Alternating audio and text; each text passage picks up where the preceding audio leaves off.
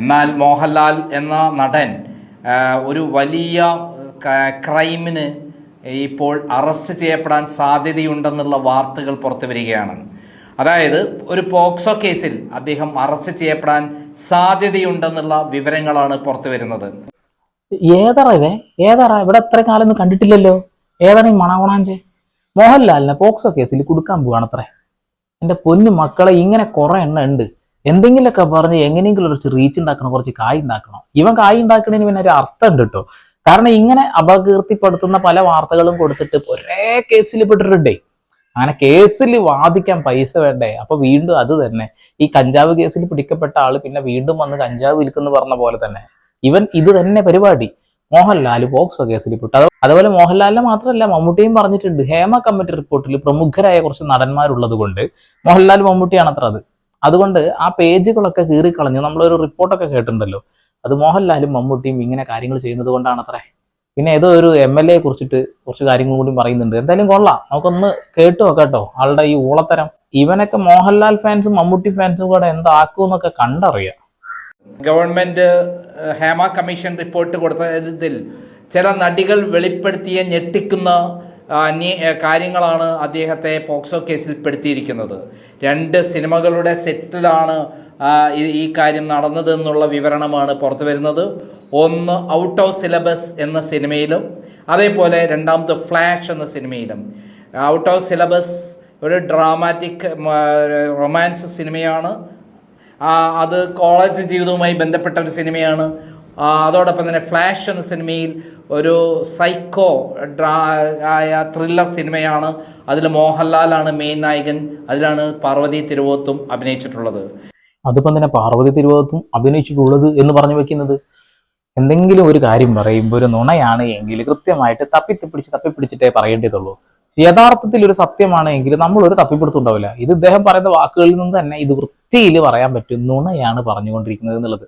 ഇപ്പൊ മോഹൻലാൽ അഭിനയിച്ച ഈ 2 സിനിമയിലെ നടിമാരെ കുറിച്ചിട്ട് ഇപ്പൊ ഞാനിതിൽ ഫോട്ടോയോ മറ്റോ പേരൊന്നും കാണിക്കാൻ തയ്യാറാവില്ല. കാരണം എന്താ വെച്ചിട്ടുണ്ടെങ്കിൽ ഇയാളിപ്പോ ചൂടുവെള്ളത്തിൽ വീണ പൂച്ചയെ പണ്ട് ഇങ്ങനെ സ്ത്രീകളുടെ പേരൊക്കെ പറഞ്ഞുകൊണ്ട് ഒരുപാട് കേസിൽ പെട്ടിട്ടുണ്ട്. അതുകൊണ്ട് ഇപ്പൊ ഇന്ന സിനിമ അല്ലെ ഇന്ന ആളാണെന്ന് തോന്നുന്നു എന്നൊക്കെ നിങ്ങളുടെ തോന്നലുകൾ ഒരു മുറിയിലിരുന്ന് സ്വയം അങ്ങ് പറഞ്ഞാൽ പോരെ. എന്തിനാണ് ലക്ഷക്കണക്കിന് ആളുകളെ പറ്റിക്കുന്നത്? 2 ലക്ഷത്തിന് മുകളിൽ വ്യൂ വന്നേ. മോഹൻലാൽ പോക്സോ കേസിൽ കുടുങ്ങാൻ പോകുന്നു, മമ്മൂട്ടിയും അതാണ് ഇതാണെന്നൊക്കെ പറഞ്ഞുകൊണ്ട് ഒരു മറ്റേടത്തെ പരിപാടിയായിട്ട് വന്നിരിക്കുക. പറയുന്ന വാക്കും ആ ബോഡി ലാംഗ്വേജും കണ്ടാൽ തന്നെ മനസ്സിലാവും ആള് പറയുന്നൊക്കെ നുണയാണ് എന്നുള്ളത്. ഓക്കെ, എന്തായാലും 2 സിനിമയുടെ പേര് പറഞ്ഞിട്ട് ആ സിനിമയത്തെ നടീനടന്മാരൊക്കെ ചോദ്യചിഹ്നത്തിൽ ഇങ്ങനെ ഇട്ട് വെച്ചുകൊണ്ടിരിക്കുക. നമുക്ക് ഏത് നടിയാണ് ഇത്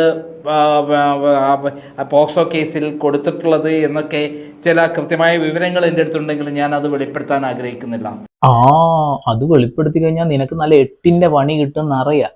അതായത് ഒരു നുണക്കഥ വെറുതെ അനാവശ്യമായിട്ട് ഇന്ന നടിയാണ് അത് അവർ കേസ് കൊടുത്തു, മോഹൻലാൽ അവരെ പീഡിപ്പിച്ചു എന്നൊക്കെ പറഞ്ഞുകൊണ്ട് അതോ ചെറിയ കുട്ടിയാവുമ്പോൾ 18 വയസ്സിന് താഴെയുള്ള സമയത്ത് ചെയ്തെന്നൊക്കെ നീ ഇരുന്ന് പറഞ്ഞാൽ നിനക്ക് 8ന്റെ പണി കിട്ടുമെന്ന് അറിയാം. ഇതാ ഞാൻ പറഞ്ഞത്, ചൂടുവെള്ളത്തിൽ വീണ പൂച്ചയാണ് ഇവൻ അനാവശ്യമായിട്ട് നുണ പ്രചരിപ്പിച്ചുകൊണ്ട് കുറച്ച് ദുട്ടുണ്ടാകണം, അത്ര മാത്രമേ ലക്ഷ്യമുള്ളൂ.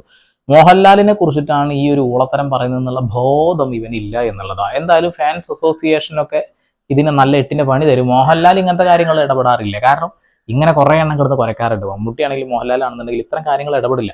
ആ ഒരു ധൈര്യമാണ് മോഹൻലാലിനെ കുറിച്ചിട്ട് മമ്മൂട്ടിയെ കുറിച്ച് എന്തും പറയാമെന്നുള്ള ഇവന്റെ ഈ ഒരു തോട്ട്. ഈ തോട്ട് എന്തായാലും നമുക്ക് തീർത്തു കൊടുക്കണം. അത് ഫാൻസ് അസോസിയേഷനുമായിട്ടൊക്കെ ബന്ധപ്പെട്ടുകൊണ്ട് ആൾക്കെതിരെ കേസ് കൊടുക്കാനുള്ള കാര്യങ്ങളൊക്കെ നമ്മളെ കൊണ്ട് കഴിയുന്ന പോലെ നമ്മൾ ചെയ്തു കൊടുക്കണ്ടേ.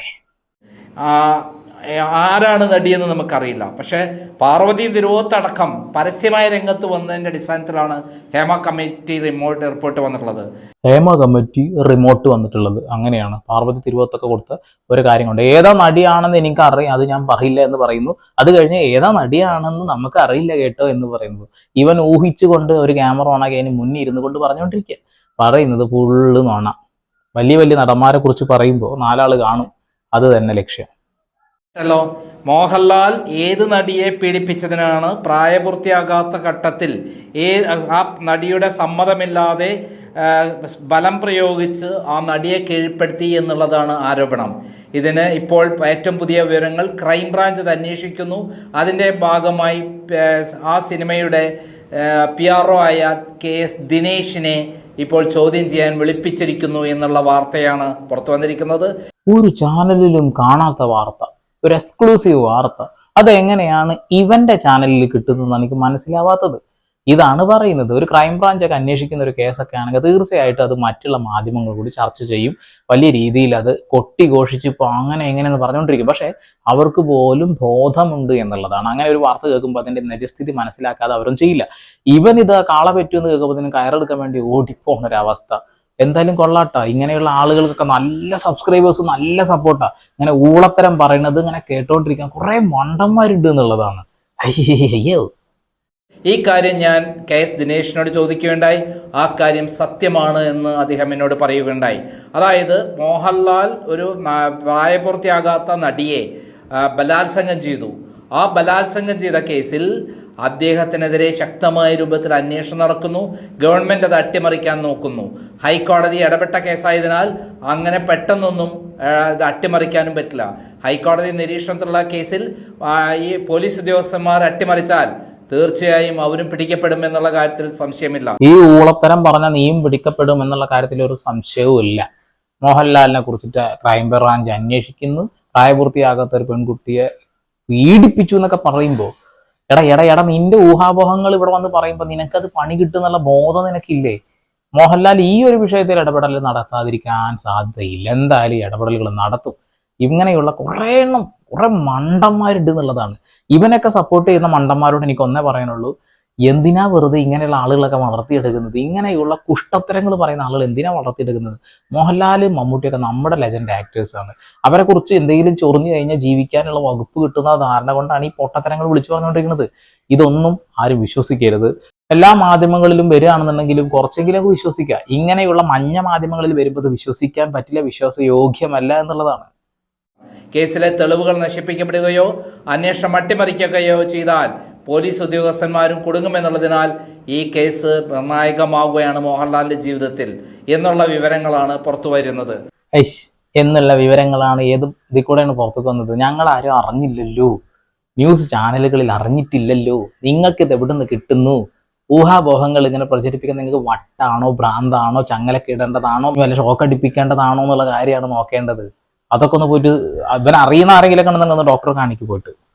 നേരത്തെ തന്നെ നമുക്കറിയാം, സജി ചെറിയാൻ എന്ന് പറയുന്ന മന്ത്രി ഈ റിപ്പോർട്ട് പൂഴ്ത്തിവെക്കുന്നതിന് വേണ്ടി പല നടികളെയും ആവശ്യപ്പെട്ടു എന്നുള്ള ആരോപണങ്ങൾ പുറത്തു വന്നിരുന്നു. ചില നടികളെയെല്ലാം സപ്ലൈ ചെയ്തു എന്നുള്ള വാർത്തകളും പുറത്തു വന്നിരുന്നു. അതൊന്നും ഇതുവരെ സജി ചെറിയാൻ നിഷേധിച്ചിട്ടില്ല. മോഹൻലാലോ മമ്മൂട്ടിയോ ഇത് നിഷേധിച്ചിട്ടില്ല. അവരെക്കുറിച്ചുള്ള ആരോപണങ്ങൾ ഈ പറയുന്ന റിപ്പോർട്ടിൽ ഉണ്ടായതുകൊണ്ടാണ് അവർ അതിൽ നിന്ന് രക്ഷപ്പെടാൻ സജി ചെറിയാൻ ഇങ്ങനെ നടികളെ ആവശ്യപ്പെട്ടത് എന്നുള്ള ആരോപണങ്ങളും പുറത്തു വന്നിരുന്നു. എന്താണ് കൈ അങ്ങനെ കുത്തി വെച്ചിട്ട് എന്ത് നോണേനാ പറഞ്ഞുകൊണ്ടിരിക്കുന്നത്? കാണുമ്പോൾ തന്നെ അറിഞ്ഞൂടെ? കണ്ണിങ്ങനെ ആലോചിക്കുന്നുണ്ട്, അടുത്ത വാക്കുകൾ തെറ്റിക്കൊണ്ടിരിക്കുന്നുണ്ട്. ഒരു സത്യം പറയാൻ വേണ്ടിയിട്ട് ഇങ്ങനെ പേടിക്കേണ്ടതായിട്ടൊന്നുമില്ല. ഇത് നുണയായതുകൊണ്ടാണ് ഇങ്ങനെ പേടിക്കുന്നതും ഇങ്ങനെ അബ്ബബ്ബബ്ബബ്ബന്ന് അടിച്ചുകൊണ്ടിരിക്കുന്നത്. കൊള്ള മുഴുവൻ കേക്കട്ടെ. എന്തായാലും ഇതൊക്കെ അവർ തന്നെയാണ് ഉത്തരം പറയേണ്ടത്, നമ്മളല്ല. ഇതൊക്കെ പുറത്തു വന്ന വാർത്തകളാണ്. ഈ വാർത്തകൾക്ക് നിജസ്ഥിതി സത്യം മനസ്സിലാക്കണമെങ്കിൽ എന്തുകൊണ്ടാണ് പല പേജുകളും വെട്ടിമാറ്റി